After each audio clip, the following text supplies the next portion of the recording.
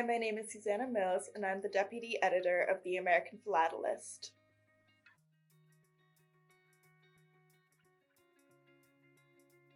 So the overall theme when we developed it was postal stationery, and that essentially covers it's an umbrella term for a wide range of topics, and that can include stamped envelopes, postal cards, aerograms, but then we received our lead article for the issue, and that's called Postcards, Postal Cards, and Postal History, and that is by Ken Lawrence. And he essentially broadens the theme of the issue from not just postal cards and postal stationery, but to also look at postcards and how those fit together into the broader theme of postal history.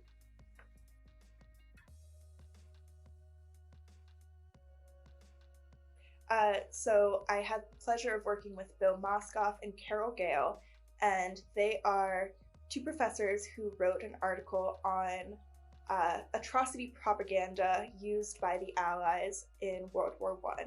So essentially, they looked at this wide range of postcards, and they all had these very jarring, exciting images on them that were used to portray both accurate and falsified accounts of German atrocities that were committed during the war.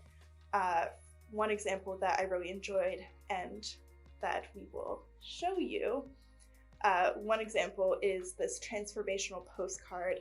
Essentially,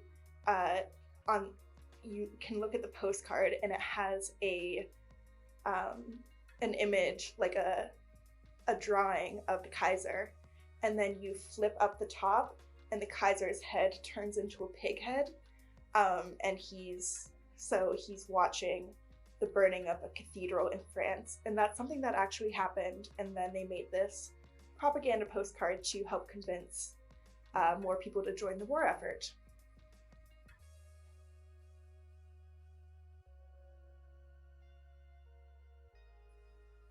Yes, so the October issue and many of our recent issues and the issues that we are creating moving forward has, instead of 100 pages, which is our typical amount, it's had 108 pages.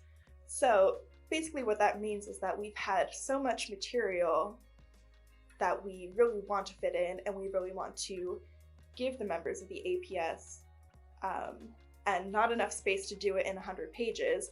And I mention this because we would have loved to even bump it up to 116 pages or even more for the October issue. We didn't have room for everything, and we had to cut down Jeff Stage's new issues column, new US issues column.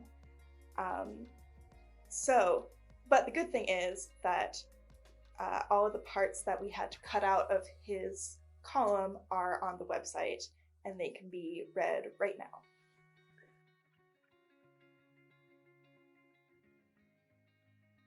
Yes, so the November issue is all about airmail, and this is particularly exciting because there's so much to cover. There's such a broad range of topics that people could explore within the airmail topic.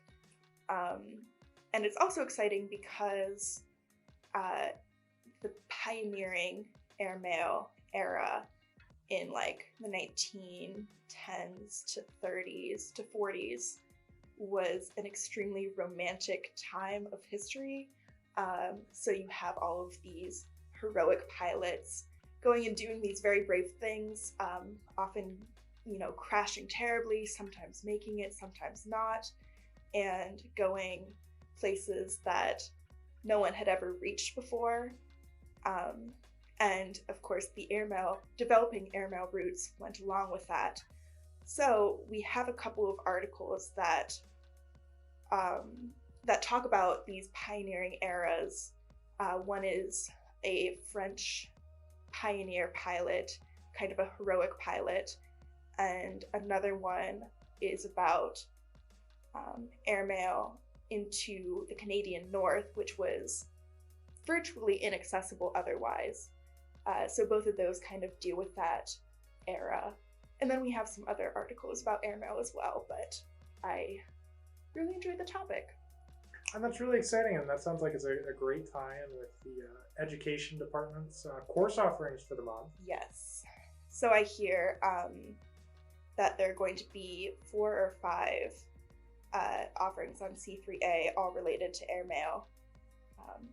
And actually, we have quite a bit of airmail in the library. There's this whole collection of airmail material from Bellefonte, actually, that was donated to the library, and Bellefonte was one of the earliest stops in the U.S. airmail route system. It was one of the early stops. That's quite a romantic story in itself, and we've had lots of local historians and local philatelists. Kitty Wonderly comes to mind, who have written a great deal about Bellefonte airmail specifically, so we have our own personal connection between the home of the APS and our earliest airmail in the country.